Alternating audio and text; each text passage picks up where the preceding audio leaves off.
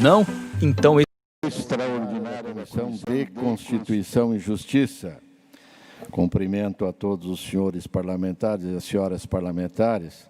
Agradeço a compreensão de todos que atenderam o pedido para realizarmos a presente reunião extraordinária para deliberarmos o encaminhamento do ofício da Justiça Federal e na forma como deliberado pela reunião da mesa e também do Colégio de Líderes, para que o plenário vote em seguida a matéria. Temos para apreciar o ofício 0001.9/2021, cujo relator é o deputado Kendi Nunes, e a ele que eu concedo a palavra.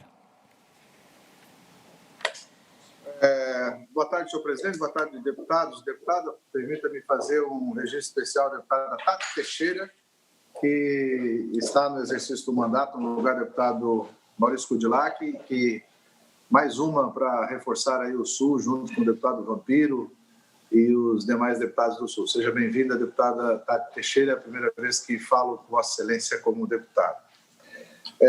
Eu quero fazer um parecer ao ofício 001.9/2021, que recebi esta incumbência.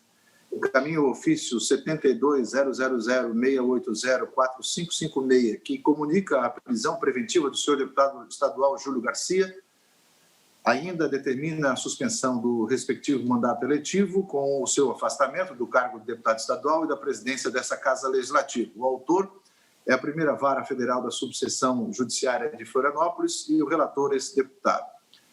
Permita-me começar o relatório lendo um citado de uma ação de inconstitucionalidade 5526, na página 190, no voto do eminente ministro Marco Aurélio. Ele diz, abre aspas, já dizia Rui Barbosa, fora da lei não há salvação, e realmente não há salvação. É a ordem jurídica que viabiliza a segurança indispensável à vida e à sociedade. Relatório. No dia 19 de janeiro de 2021, foi deflagrada pela Justiça Federal do Estado de Santa Catarina a chamada Operação Hemorragia, que culminou na prisão preventiva do afastamento das funções parlamentares e da presidência da Casa do deputado Júlio César Garcia. A Constituição do Estado, em seu artigo 42, parágrafo 2º, prevê que, em caso de prisão em flagrante de crime inafiançável, o juiz encaminhe os autos para o Parlamento para deliberar sobre a prisão. Este dispositivo constitucional está em consonância com o artigo 53, parágrafo 2º e o 27, parágrafo 1º da Constituição Federal. Respeitando os ditames constitucionais, a magistrada da primeira vara federal da subseção judiciária de Florianópolis encaminhou para a Assembleia Legislativa, no dia 20 de janeiro de 2021, ofício número 720.00680.4556, expedido nos autos da ação pedido de prisão preventiva, números 5014437, dígito 42.2020.4.04.7200, intimando o primeiro vice-presidente, deputado Mauro de Nadal, nos seguintes termos, abre aspas, senhor vice-presidente, comunica a Vossa Excelência, em atendimento ao disposto do parágrafo 2º do artigo 42 da Constituição do Estado de Santa Catarina, e nos autos da ação pedido de prisão preventiva, números 501.4437, dígito 42.2020.4.04.7200, em trâmite nesta vara federal, restou decretada a prisão preventiva do deputado estadual Júlio César Garcia, o qual foi preso na data de hoje, 19 de janeiro de 2021, e encontra-se em prisão domiciliar por hora em face da pandemia decorrente da Covid-19. Foi ainda determinada a suspensão do respectivo mandato eletivo com o seu afastamento do cargo de deputado estadual e da presidência nessa Casa Legislativa.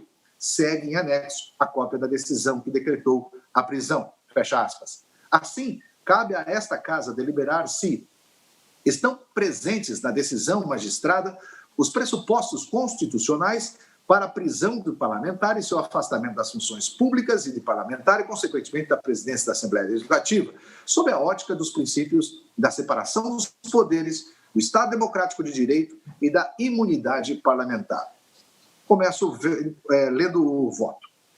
Este voto deve começar com o esclarecimento feito pelo ministro do Supremo Tribunal Federal, Alexandre de Moraes, no voto vencedor, a ação de inconstitucionalidade 5526 in verbis, abre aspas.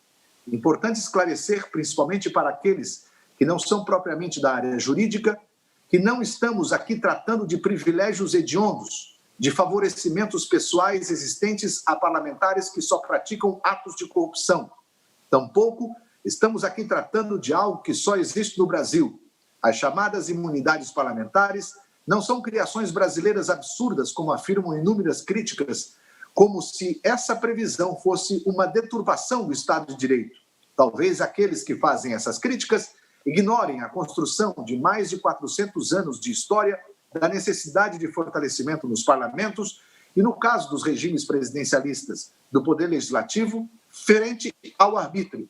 Exatamente esta é a construção feita e, obviamente, vem sofrendo alterações e evoluções.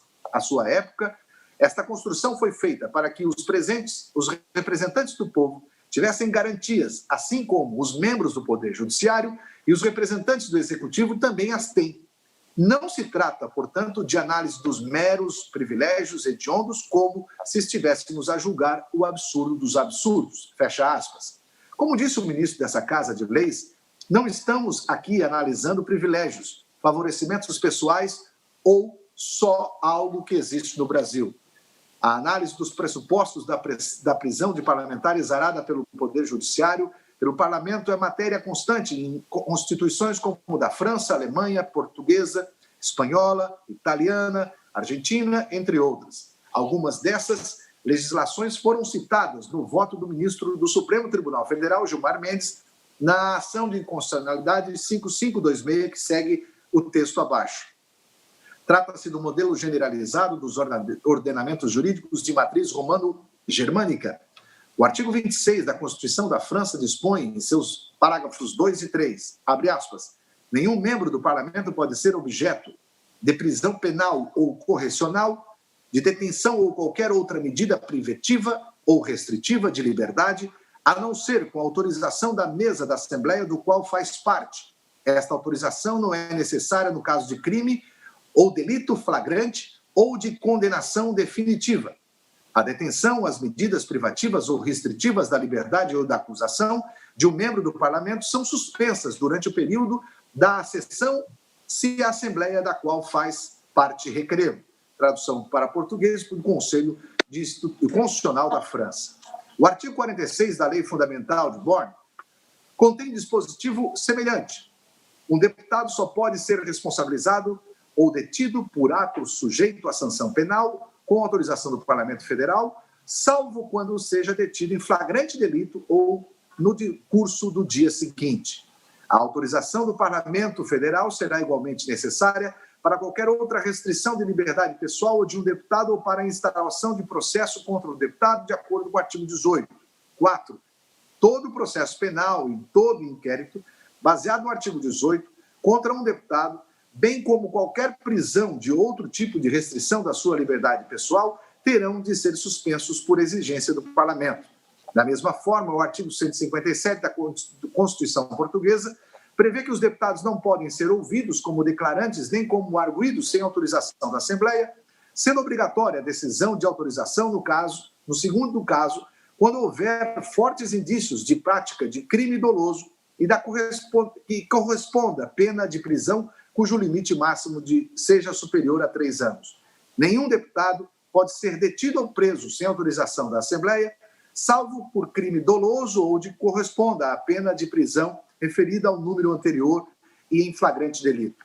A Assembleia Legislativa, no tocante à prisão de seus membros e afastamento das funções parlamentares, deve ser atuante na materialização e na interpretação dos comandos constitucionais, em vista a manter o equilíbrio do Estado Democrático de Direito. O artigo 42, parágrafo 2º da Constituição do Estado de Santa Catarina assim dispõe: os deputados são invioláveis, civil e penalmente, por quaisquer de suas opiniões, palavras e votos. O parágrafo 2º diz: desde a expedição do diploma, os membros do Poder Legislativo Estadual não poderão ser presos, salvo em flagrante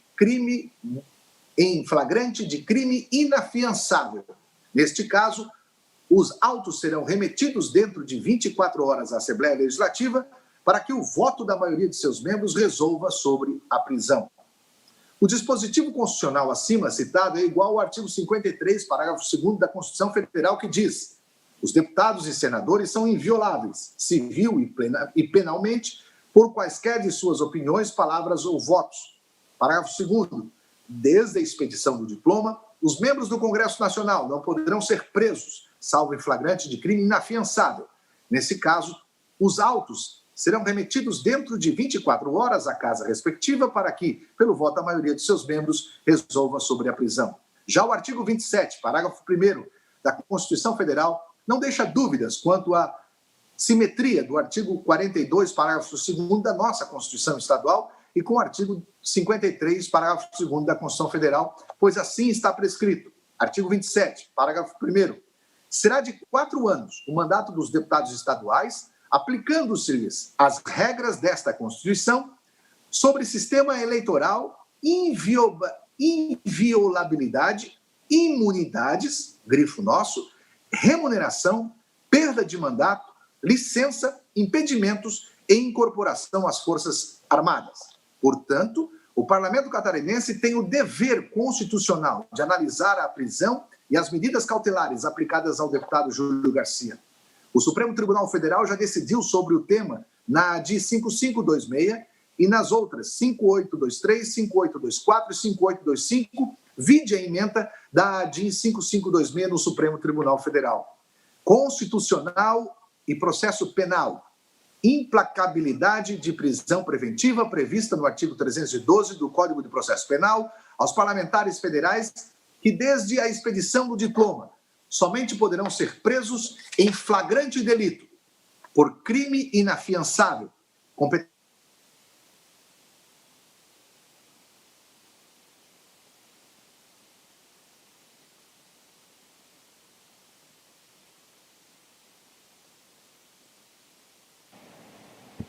plena do Poder Judiciário para a imposição das medidas cautelares previstas no artigo 53 da Constituição Federal, sempre que as medidas aplicadas impossibilitem, direta ou indiretamente, o pleno e regular exercício do mandato parlamentar, ação parcialmente procedente. 1. Na independência harmoniosa que rege o princípio da separação dos poderes, as imunidades do Legislativo, assim como as garantias do Executivo, Judiciário e do Ministério Público, são previsões protetivas dos poderes e instituições de Estado contra influências, pressões, coações e ingerências internas e externas que devem ser asseguradas para o equilíbrio de um governo republicano e democrático. 2. Desde a Constituição do Império até a presente Constituição de 5 de outubro de 88, as imunidades não dizem respeito à figura do parlamentar, mas às funções por ele exercida, no intuito de preservar o poder legislativo de eventuais excessos ou abusos por parte do Executivo Judiciário, consagrando-se como garantia de sua independência perante os outros poderes constitucionais e mantendo sua representação popular. Em matéria de garantias e imunidades, necessidade de interpretação separando o continente poderes de Estado e o conteúdo, eventuais membros que pratiquem ilícitos, para o fortalecimento das instituições. 3. A imunidade formal prevista constitucionalmente somente permite a prisão dos parlamentares em flagrante delito por crime inafiançável, sendo, portanto, incabível aos congressistas, desde a expedição do diploma, a aplicação de qualquer outra espécie de prisão cautelar, inclusive de prisão preventiva, prevista no artigo 312 do Código de Processo Penal. 4. O Poder Judiciário dispõe de competência para impor aos parlamentares, por autoridade própria, as medidas cautelares, que se refere ao artigo 319 do Código de Processo Penal, seja em substituição de prisão em flagrante delito por crime inafiançável, por constituírem medidas individuais e específicas menos gravosas, seja autonomamente, em circunstâncias de excepcional gravidade, os atos de prisão em flagrante delito por crime inafiançável ou a decisão judicial de imposição de medidas cautelares que impossibilitem, direto ou indiretamente, o pleno e regular exercício do mandato parlamentar e de suas funções legislativas. Serão remetidos dentro de 24 horas à casa respectiva, nos termos do parágrafo 2º do artigo 53 da Constituição Federal, para que, pelo voto nominal e aberto da maioria de seus membros, resolva sobre a prisão ou medida cautelar. 6. A ação direta de inconstitucionalidade, julgada parcialmente procedente. Após a explanação inicial, é cabível agora analisar o caso em concreto, começando com a prisão em flagrante, convertida em prisão preventiva, conforme descrito no comando da sentença judicial. 8. Reconheço o estado de flagrante delito em relação ao investigado Júlio César Garcia quanto aos crimes de integrar organização criminosa e lavagem de dinheiro, enquadrando a prisão na exceção prevista no parágrafo 2º do artigo 2º da Constituição do Estado de Santa Catarina, nos termos de fundamentação supra, e determinam a expedição de mandado de prisão em desfavor do mesmo. O comando constitucional do artigo 42, parágrafo 2º da Constituição Federal tem a seguinte previsão: só pode ser preso parlamentar em flagrante delito de crime inafiançável. Neste caso, há duas circunstâncias que devem ser analisadas. A primeira é se houve prisão em flagrante delito, e a segunda é se o delito é inafiançável. A juíza fundamenta que sua decisão que há necessidade de prisão em flagrante delito do investigado Júlio, porque os crimes de lavagem de dinheiro e organização criminosa são permanentes, sem atender no mérito e da sua fundamentação, mas desde já dizendo que, ao meu juízo, não existem as condições legais da prisão em flagrante.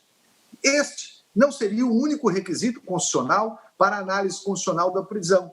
No caso de prisão parlamentar, tem que haver a convergência das condições de delito em flagrante com a inafiançabilidade do crime. No caso dos crimes, dos dois crimes que a juíza utiliza para fundamentar a prisão flagrante do parlamentar, não são crimes inafiançáveis, pois na Constituição Federal estão descritas hipóteses de crimes inafiançáveis, no artigo 5º, que diz: a prática de racismo constitui crime inafiançável e imprescritível, sujeito à pena de reclusão nos termos da lei. A lei considerará crimes inafiançáveis e insuscetíveis de graça ou anistia a prática de tortura, tráfico ilícito de entorpecente e drogas afins, terrorismo, e definidos como crimes hediondos, por eles respondendo mandantes ou executores, os que, podendo evitá-los, se omitirem. E constitui crime inafiançável e imprescritível a ação de grupos armados, civis ou militares contra a ordem constitucional e o Estado democrático. Portanto, o artigo 323 do Código Penal dispõe sobre os crimes para quais não será cabível a fiança. A Lei 12.403/2011, que atualizou o CPP nesse tema, limitou-se a reproduzir as vedações constitucionais de comissão de fiança, isto é, os crimes são considerados inafiançáveis. O inciso 1 do artigo 323 do CPP prevê a vedação de fiança no caso de crimes de racismo, que são tipificados pela Lei 7.716/1989. O inciso 2º do mesmo artigo veda a fiança nos crimes de tortura, tráfico ilícito de entorpecentes e drogas afins, terrorismo e nos definidos como crimes hediondos. O crime de tortura é definido no artigo 1º da Lei 9.455 de 97, cujo parágrafo 6º já previa: o crime de tortura é inafiançável e insuscetível de graça ou anistia. No tocante ao tráfico ilícito de entorpecentes e drogas afins, o artigo 44 da Lei 11.343 de 2006 veda a concessão de liberdade provisória, com ou sem fiança, aos crimes previstos nos artigos 33 do caput do parágrafo 1º e 34 a 37 da referida lei. O rol de crimes hediondos é definido pelo artigo 1º da Lei 8.072 de 90 e acrescenta-se ainda que o parágrafo único do referido artigo prevê: considera-se também hediondo o crime de genocídio previstos nos artigos 1, 2, 3 da Lei 2.889, de 1º de outubro de 1956, tentado ou consumado. Havia também a previsão de inafiançabilidade de outras leis específicas. O artigo 7º da revogada Lei 9.034 de 95 vedava a concessão de liberdade provisória, com ou sem fiança, aos agentes que tivessem participação na organização criminosa.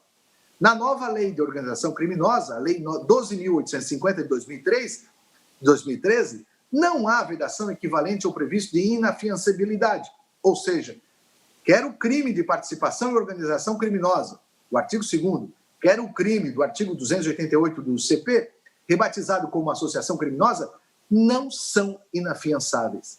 O crime de lavagem de dinheiro também era inafiançável, sendo vedada a liberdade provisória, com ou sem fiança, no artigo 3º da Lei 9.613/98. Todavia, a previsão de inafiançabilidade foi revogada pela Lei 12.683 de 2012. Nesse sentido, no meu entendimento, não estando preenchido um dos requisitos materiais constitucional da prisão do parlamentar que deve ser sustada pela Assembleia Legislativa.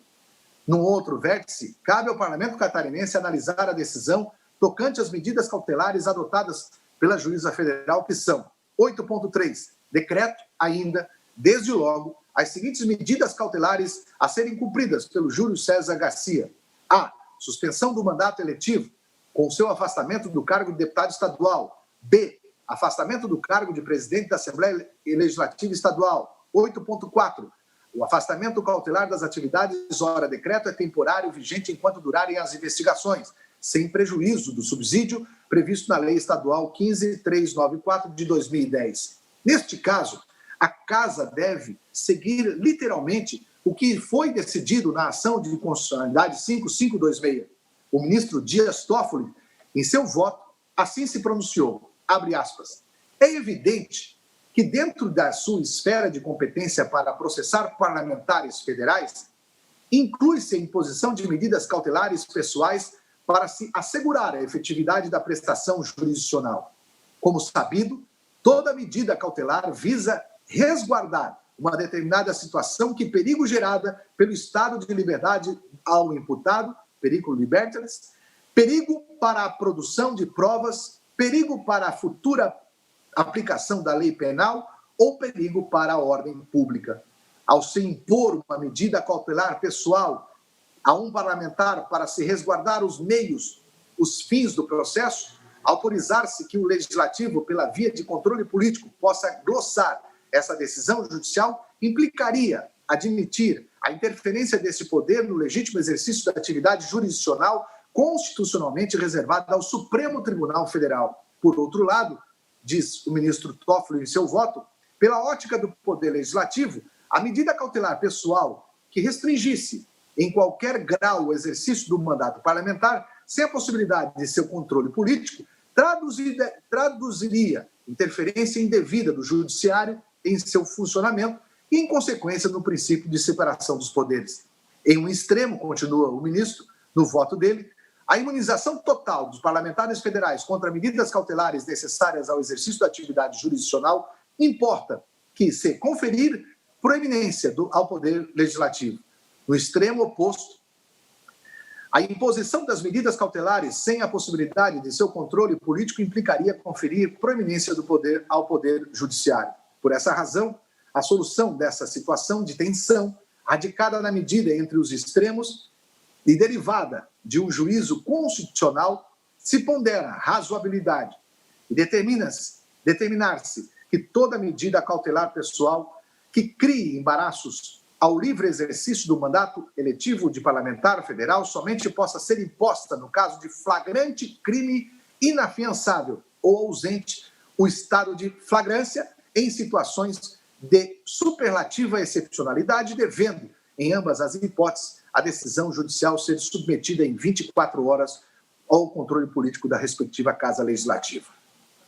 A Assembleia Legislativa do Estado de Santa Catarina também pronunciou-se sobre o assunto através do parecer da consulta ofício 720068045556 DE 20/12/2020, em suas conclusões assim dispõe, abre aspas, assim, com a devida vênia ao entendimento empossado pela magistrada federal, entende-se que a limitação, interpretação restritiva, contida ao final de sua decisão, intimando a Assembleia Legislativa, na pessoa do primeiro vice-presidente, para que atenda ao preceito do artigo 42, parágrafo 2º da Constituição Estadual, exclusivamente em relação à prisão preventiva do deputado Júlio, excluindo da liberação desse poder as medidas cautelares impostas, suspensão de seu mandato parlamentar e afastamento da presidência da LESC, colide flagrantemente com as disposições do artigo 27, parágrafo 1º, e 53, parágrafo 2º da Constituição Federal.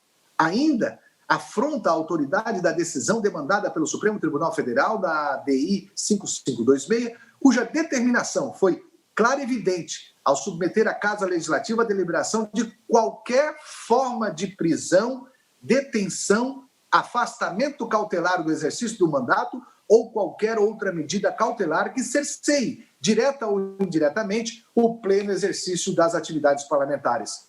Por via reflexa, a ausência de diferenças entre as prerrogativas e imunidades conferidas aos parlamentares federais e estaduais na ADI 5823, 5824 e 5825 é o necessário tratamento simétrico dos direitos constitucionais que lhes são garantidos na Constituição Federal 88, no artigo 27, parágrafo 1º, demanda que a preservação da imunidade parlamentar determina, em julgamento colegiado pelo STF, na ADI 5526, seja natural e ostensivamente replicada e garantida aos parlamentares estaduais. Desta forma, com esteio em tais fundamentos, o entendimento dessa Procuradoria é de que a deliberação da Assembleia Legislativa, que alude ao artigo 42, parágrafo 2º da Constituição Federal, citada na decisão judicial encaminhada ao primeiro vice-presidente, alberga não somente a manutenção ou não da prisão preventiva decretada,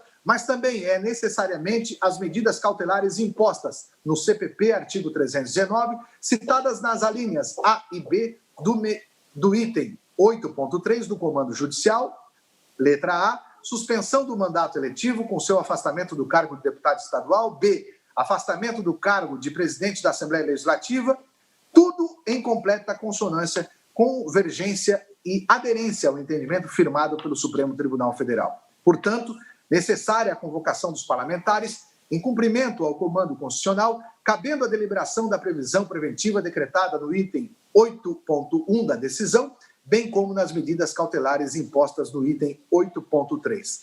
Entendo, senhores deputados, que um inquérito que ainda está em fase de investigação e que não está terminado possa servir de fundamentação para a decretação do afastamento de mandato parlamentar e perda de presidência do poder. O parlamento tem que pensar que o constituinte originário colocou como princípio de constitucional a presunção da inocência, o artigo 5º da Constituição Federal, e o princípio da dignidade humana, no artigo 1º da Constituição Federal, como basilares da sociedade, que as pessoas somente podem ser condenadas com o devido processo legal após transitado em julgado. Hoje, estamos vivendo um estado de exceção, pois primeiro se prende, coloca todos nos meios jornalísticos e digitais, depois termina a investigação e somente depois se processa com o devido processo legal e com uma ampla defesa e contraditórios que todos os cidadãos têm direito. Não estamos aqui para dizer se a decisão da juíza é certa ou errada, mas que essa decisão deve respeitar a Constituição e o Estado democrático de direito. Um parlamentar e chefe de um poder constituído não pode ser afastado em fase de inquérito judicial, fase judicial que ainda nem se confrontou a ampla defesa e o contraditório. Nesta fase processual, somente tem a versão de acusação, onde está o direito constitucional da defesa. Será que não precisamos ouvir a outra parte para formarmos a convicção de culpa? O que se vê nessa decisão de afastamento e a condenação antecipada de um parlamentar, que ainda não teve o seu direito constitucional de defesa. Assim, o parlamento deve sustar e revogar as medidas cautelares impostas ao deputado Júlio Garcia. Do exposto, no âmbito desta comissão, voto pela sustação e revogação da prisão preventiva, item 8.1 da decisão judicial, e das medidas cautelares, item 8.3, alíneas A e B da decisão judicial, decretadas no auto 501-4437, dígito 42, 2020.4.04.7200/SC, pela primeira vara federal de Florianópolis, em desfavor do excelentíssimo senhor deputado Júlio Garcia, nos termos do projeto de resolução, devendo seguir os seus trâmites regimentais. Senhor presidente, senhores deputados, este seria o meu voto. Feito o relatório pelo eminente relator, deputado Kennedy Nunes, eu coloco em discussão. Pela ordem, senhor presidente. Pela ordem, a deputada Paulinha, depois, quem pediu? João Amin. João Amin. Deputada Paulinha, com a palavra. Eu quero fazer uma manifestação breve, porque eu estou com um problema de saúde na família, me deslocando para o hospital, mas eu não quero, de modo algum, deixar de manifestar a minha opinião em relação a isso. É a primeira, né? Trocando em miúdos, desculpa, deputado Ivan, né? Eu pedi a palavra primeiro. Se Vossa Excelência quisesse falar, que tivesse pedido antes, eu jamais quis ser indelicado com Vossa Excelência, me desculpe. Mas, assim, voltando à minha fala, senhor presidente, o que eu queria lhe trazer aqui? Trocando em miúdos. É evidente que, assim, não compete ao parlamento discutir a questão de mérito de um processo judicial, né? Nós não estamos aqui para discutir se o deputado Júlio Garcia ele é culpado, inocente ou cometeu algum ilícito ou não. Não é essa a questão. Mas tem uma questão que realmente me incomoda nessa situação. Um parlamentar, um deputado estadual, ele só pode ser preso se ele cometer um crime naquele momento, né? Se ele estiver cometendo um crime naquele momento. Porventura, se isso estivesse acontecendo, se porventura o deputado Júlio Garcia tivesse cometido algum crime, quem teria que fazer esse juízo de valor, com todo respeito à magistrada, não seria ela nesse momento, seria o TRF4. Eu penso, do pouco que eu colhi, e eu não tive tempo, eu quero deixar claro para os meus colegas, eu não tive tempo para ler as 600 e poucas páginas, para conhecer com profundidade o processo que o deputado Júlio Garcia hoje sofre, mas eu tenho plena convicção pelos argumentos aqui trazidos pelo deputado Kennedy, inclusive de forma mais jurisdicional, mais técnica, que não há legalidade nessa prisão da forma como ela foi estabelecida. É uma questão de direito, assim, pelo que já está consagrado na Constituição Federal e na Constituição do Estado de Santa Catarina. Então, eu queria deixar essa minha manifestação, claro que eu quero ouvir os colegas em relação a outras questões, a própria questão em relação ao afastamento da atividade como presidente, mas, de concreto, não há como a gente fechar os olhos para essa questão. É importante que se diga aí que a gente vive um estado de exceção em que as coisas são postas na mesa, sei lá qual é o motivo e razão que essa juíza decidiu assim, mas ela decidiu em desconformidade com um direito que já foi consagrado àqueles que exercem atividade parlamentar, justamente para que nós não fiquemos submetidos a perseguições políticas, né? E eu quero lembrar aqui os colegas tudo que a gente viveu recentemente, inclusive no caso do governador Moisés, nós defendemos até o último limite que não havia motivo de afastamento justamente por isso, porque a gente não pode condenar as pessoas antes que haja a devida avaliação desses processos, né? Então, eu quero dizer que, se de fato é competência do parlamento, o parlamento não pode fugir à sua atribuição de se posicionar com firmeza e responsabilidade em relação a esse tema. Era a contribuição que eu queria deixar para início de conversa aqui na CCJ, senhor presidente. Ok, deputado João Amin. Senhor presidente, concordando com a deputada Paulinha e, em grande parte, com o deputado Kennedy, eu quero dizer, primeiramente, que eu tenho um voto vista a apresentar. Esse voto ele é baseado tanto na decisão da juíza, quanto na nossa Constituição Estadual, no artigo 42, parágrafo 2º. Se me permite, presidente, eu posso apresentar o voto vista nesse momento? Pode. Sim. Perfeito. Excelentíssimo senhor presidente da Comissão de Constituição e Justiça, deputado Romilde Tom. Voto vista o ofício 01.9 de 2021. Antes de adentrar o voto, é necessário uma digressão sobre o procedimento adotado pela Assembleia Legislativa Catarinense, no caso em tela. No dia 20 de janeiro do corrente ano, a Alesc recebeu o ofício firmado pela juíza Janaína Cassol Machado, em que comunica ao deputado vice-presidente da Alesc a prisão preventiva do deputado estadual Júlio César Garcia, o qual foi preso na data de hoje, 19 de 1 de 2021, e encontra-se em prisão domiciliar por hora, em face da pandemia decorrente da Covid-19. Fecha aspas. A juíza federal informa ainda que o foi, abro aspas, determinada a suspensão do respectivo mandato eletivo com o seu afastamento do cargo de deputado estadual e da presidência desta Casa Legislativa, fecho aspas. Ao final, fornece a chave de acesso ao processo e encaminha a cópia da decisão que decretou a prisão preventiva.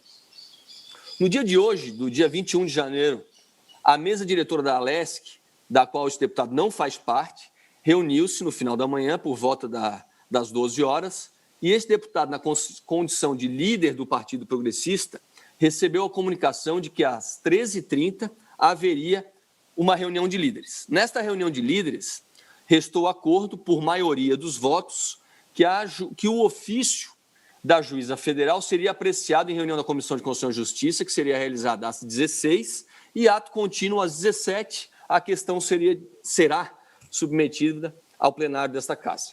Então, pouco antes das 14 horas do dia de hoje, é que o acesso ao ofício 720068045556, oriundo da Magistrada Federal, foi disponibilizado pela Coordenadoria de Comissões a este deputado estadual. Neste momento, eu tive acesso à decisão da magistrada e aos autos do processo. Às 15h12, foi recebida a convocação para esta reunião da Comissão de Justiça. É preciso salientar que somente a decisão que decreta a prisão tem 635 folhas e foi disponibilizada aos deputados no início da tarde de hoje. Mostra-se, desde já, inviável uma análise ampla deste ato jurisdicional. Ainda neste introito, consigno que a Constituição Estadual, em seu artigo 42, parágrafo 2º, determina que o Poder Judiciário deve submeter ao Poder Legislativo, no prazo de 24 horas, a decisão que decreta a prisão de deputado estadual, para deliberação, sem positivar qualquer prazo para que a Assembleia Legislativa se manifeste. Portanto, o procedimento adotado se mostra assodado. Além disso, passo a demonstrar que o voto apresentado pelo nobre relator não se coaduna com a determinação judicial e, por esta razão, deve ser reprovado por essa Comissão de Constituição e Justiça. Da rápida leitura que o exíguo tempo me permitiu do ato jurisdicional aqui analisado, verifica-se que a excelentíssima juíza federal determinou que a Assembleia Legislativa, e aqui é o meu foco, decida única e exclusivamente sobre a prisão do deputado estadual. Portanto, eu leio uma parte da decisão. Naquele tópico, mencionei que deve ser reconhecida e aplicada a disposição da Constituição Estadual no que tange à prisão, de modo que deve ser comunicada no prazo de 24 horas da sua concretização à Assembleia Legislativa, para que, por voto da maioria, resolva sobre a prisão, única e exclusivamente. Realizada a votação a votação deverá ser informada por comunicação oficial a este juízo, para que sejam tomadas eventuais providências. Contudo, no que tange a medidas cautelar, dentre elas a de suspensão do mandato eletivo, discordo do entendimento e requerimento do Ministério Público Federal e adoto o entendimento referido pelo Supremo Tribunal Federal no sentido de que o mandato eletivo pode ser suspenso por medida cautelar imposta no artigo 319, sendo que há relevância na fundamentação específica quanto à extensão do princípio da simetria, pelo qual o Supremo vem entendendo, com sua maioria até o momento, que não aplica o entendimento de que deva haver comunicação à Casa Legislativa da decisão que determine a suspensão do mandato eletivo de parlamentar estadual ou municipal, não havendo simetria nesse aspecto, mas tão somente no que tange à prisão processual. ADI 5823 e 5825, ambas de 2017, em julgamento. Adoto este entendimento atual do Supremo e não reconheço a simetria nesse aspecto, de modo que eventual deferimento de medida cautelar de suspensão do mandato eletivo não demandará a comunicação à Assembleia Legislativa, tampouco estará sujeita à análise por aquela casa, mas tão somente se sujeita ao duplo grau de jurisdição. E finaliza a juíza federal, em que pese a ciência deva ser dada em relação tanto à prisão à hora decretada quanto às medidas cautelares, impõe-se ressaltar que apenas a prisão pode ser resolvida pela Casa Parlamentar, mantendo-se, de todo modo, o afastamento das funções decorrentes do mandato e demais cautelares, ora impostas, ao investigado. Portanto, senhores parlamentares, a Justiça Federal determinou que o Poder Judiciário se manifeste única e exclusivamente acerca da prisão cautelar do deputado estadual e não sobre o seu afastamento do mandato. Restou, de maneira expressa, a proibição desta deliberação. Este deputado estadual consigna expressamente que não irá desrespeitar sobre nenhum aspecto a decisão judicial. Não ignoro, é verdade, que a Procuradoria-Geral da Lesc firmou parecer acerca do ofício da magistrada federal, oportunidade em que consignou que entende que a decisão judicial merece reforma, pois, com base em julgamentos do Supremo Tribunal Federal, o afastamento do mandato deve ser analisado pelo plenário da Assembleia. Acontece que a decisão judicial não pode ser, de modo algum, revista por meio de parecer.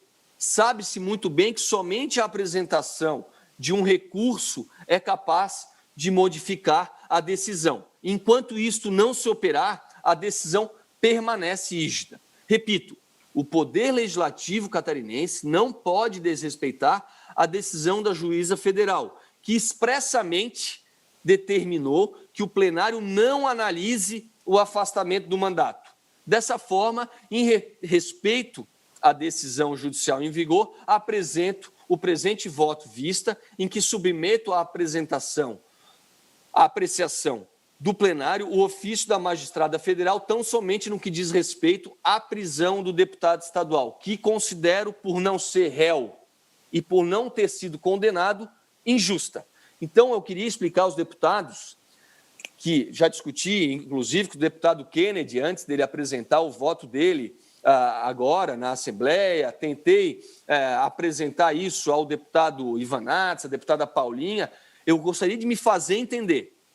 Com relação à prisão, eu considero que, pelo deputado Júlio Garcia não ser réu e não ter sido condenado, ele deva ser solto. Vou votar a favor da soltura do deputado Júlio Garcia. Porém, enquanto essa decisão da juíza, que ninguém tem que concordar, mas enquanto não for a uma instância superior, no caso o TRF4, questionada, a gente tem que cumprir. Por isso, eu foco no artigo 42, parágrafo 2º, e me atenho à prisão do deputado Júlio Garcia. Gostaria de me fazer entender aos demais pares da CCJ. Deputado Titon, muito obrigado. Só dá um toquezinho. Só uma questão de ordem, senhor presidente. Questão de ordem, só, se puder. Pois, eu gostaria de fazer meu voto primeiro, deputado, se permitir. Deputado Ivan. Deputado Ivan estava inscrito para falar. Deputado Kennedy, pode ser questão de ordem posteriormente? Ok, então, deputado Ivan, com a palavra. Não. Eu consulto se estão me ouvindo bem, senhor presidente, eu estou aqui meio adaptado. Bom, eu queria seguir a linha do deputado João Amin. Primeiro, não acho que a gente vai não querer nem perder um minuto do tempo para discutir que a prisão do deputado Júlio Garcia é ilegal. Tá? Todos os aspectos que se observam, a prisão do deputado Júlio Garcia é ilegal porque não está caracterizado em nenhum momento o princípio do flagrante. Tá? Em flagrante, é impossível a prisão de parlamentar sem isso. Forno aqui, esqueci de esse microfone, mas estou... Estamos com dificuldade de lhe ouvir, deputado Ivan. Bom, eu não sei se vocês estão me ouvindo, agora sim. Tá. O que acontece? Eu queria ler para vocês o artigo 58 da Constituição Federal. Né? O artigo 58 da Constituição Federal, estava vendo aqui, não é o 58, é o 53. Desculpa que a gente está assim, diante da velocidade, né, que a gente teve para decidir isso aí. O artigo 53 da Constituição Federal, ele estabelece que os deputados e senadores são invioláveis, etc., etc., e a expedição de diplomas serão submetidos a julgamento perante o Supremo Tribunal Federal. E desculpe que eu estou...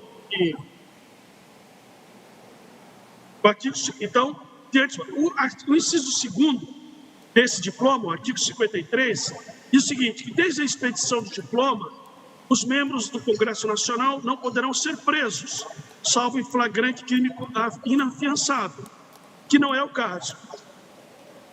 Neste caso, os autos serão submetidos dentro de 24 horas à casa respectiva, para que, pelo voto da maioria dos seus membros, resolva sobre a prisão. É o que diz o artigo 53 da Constituição Federal, depois repetido pela nossa Constituição no artigo 42. Então, o que está sobre análise nesse momento nada mais é do que a prisão estabelecida na Justiça. As medidas cautelares, as demais medidas cautelares, elas não podem ser analisadas pelo plenário da Assembleia Legislativa, sob pena de enfrentamento à decisão judicial, porque há uma possibilidade contra as medidas cautelares e recurso aos tribunais superiores, em habeas corpus ou enfrentamento em outra ação. Então, o artigo 58, o artigo 53, parágrafo 2º, diz que só a prisão é que é submetida aos parlamentares, não as demais medidas cautelares. Nós temos um precedente do Supremo Tribunal Federal, vou tentar mostrar para vocês aqui, diante da precariedade das nossas razões, que foi o afastamento do ministro, do presidente do Senado, Renan Calheiros, por decisão monocrática do então Marco Aurélio de Mello. Marco Aurélio de Mello afastou, em 2016, o presidente do Senado, Renan Calheiros. Então, isso é prova também de que o Poder Judiciário pode expedir medidas cautelares que afastem o parlamentar do comando do processo, não da atividade parlamentar. Então, a decisão da juíza que pode ser submetida ao plenário é única e exclusivamente, data vênia, com todo respeito aos meus colegas, é a prisão. Nada mais que isso. Se há, por parte do deputado Júlio Garcia, um desconforto com relação às medidas cautelares, esse desconforto deve ser remetido ao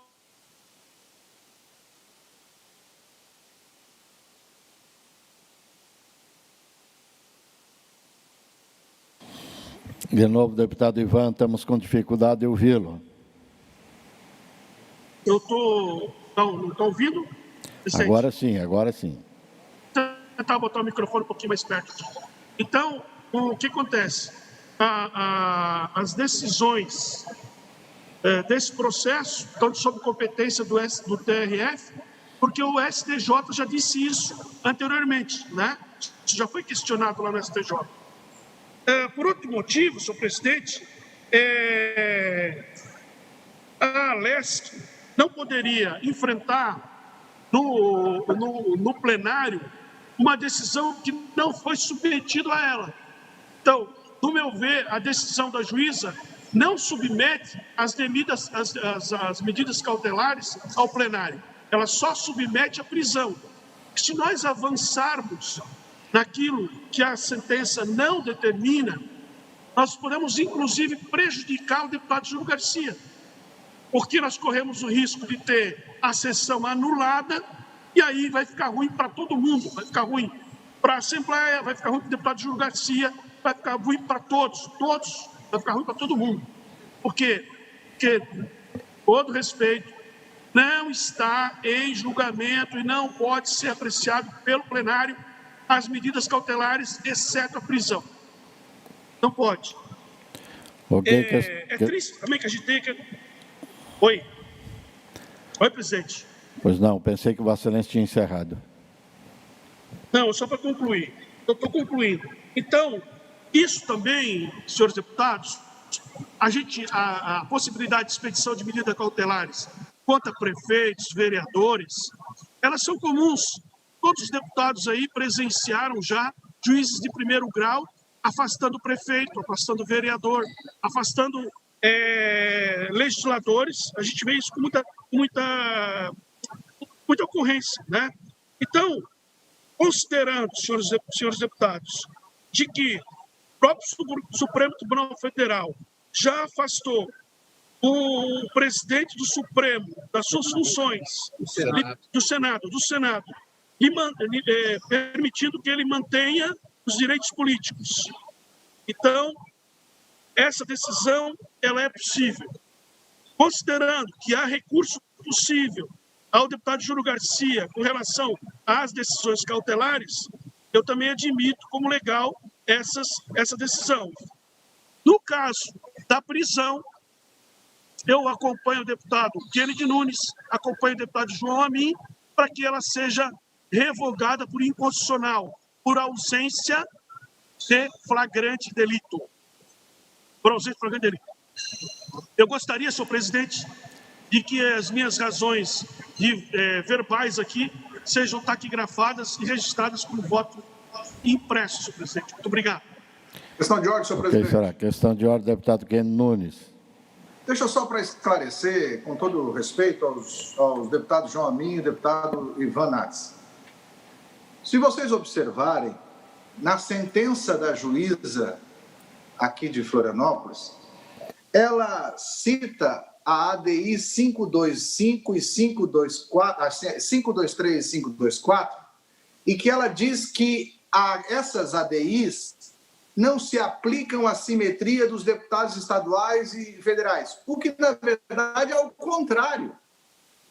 A ADI, só para vocês verem aqui, as ADIs diz o seguinte, parlamentar estadual, garantias formais e materiais, Constituição Federal, o teor do disposto no artigo 27 da Constituição Federal, os deputados estaduais estão protegidos pelas regras de inviolabilidade previstas em relação aos parlamentares federais, sendo constitucional o preceito da Constituição do Estado que dispõe sobre o tema. Ou seja, a excelentíssima senhora juíza, na sua sentença, quando ela diz que não cabe assimetria, ela está realmente completamente errada, porque, ao contrário, a ADI que ela cita, 523 e 524, nos dá essa simetria. Esse é um assunto. 2, deputado Ivan Nats, o artigo que Vossa Excelência fala, tanto na Constituição Estadual como na Constituição Federal, realmente fala em prisão, só em casos de prisão. Mas, vejam bem, senhores, a ADI 526, que foi votada no pleno do STF, e que, se me permitem, eu vou fazer aqui a leitura, diz o seguinte: prosseguindo no julgamento, o tribunal, também por votação majoritária, deliberou que se encaminhará à Casa Legislativa a que pertencer o parlamentar para fins de que se refere ao artigo 53, parágrafo 2º da Constituição Federal, a decisão pela qual se aplique a medida cautelar sempre que a execução desta impossibilitar direta ou indiretamente o exercício regular do mandato. Então, nós temos, e por isso que eu coloquei no meu voto, a questão também do afastamento do mandato, porque a ADI 5526, que foi decidida já no pleno do STF, diz que as medidas cautelares agora também vêm para discussão na Casa Legislativa, ao qual o parlamentar é. E nós temos, sim, a simetria dos deputados federais. Então, portanto, com vênia e imenso respeito, precisa ser colocado dessa forma. Essa ADI 5526 que exige, não é exige. Por isso que a decisão da magistrada ela é errada, porque ela diz que nós só podemos deliberar com relação à prisão, porque ela ainda está fixada no artigo que diz a Constituição Federal e a Constituição Estadual, que são espelhos. Mas ela não fala, ou pelo menos omite, a ADI 5526, que exige do pleno, lá do STF, que exige que as medidas cautelares sejam discutidas também para cá. Só para esclarecer o porquê que no meu voto eu coloquei todos os itens, tanto os preliminares como também da medida de prisão. Obrigado, senhor presidente. Ok. Bom, não havendo mais ninguém que se manifestou, na discussão nós temos aqui o relatório do eminente relator, deputado Kendi Nunes, e temos um voto vista do deputado João Amin. Regimentalmente tem precedência o voto do relator, e é sobre esse que nós vamos deliberar agora. Em votação, os que estiverem de acordo com o relator, deputado Kendi Nunes, permaneçam como estão. Os contrários, por favor, se manifestem. Manifesto, presidente. Voto contrário do deputado João e do deputado Ivan. Está aprovado o relatório do eminente relator e prejudicado o voto visto do deputado João. Nada mais havendo a ser tratado, porque a reunião extraordinária é com este fim. Agradeço a presença de todos os senhores parlamentares que atenderam o convite e dou por encerrada a reunião da Comissão de Constituição e Justiça.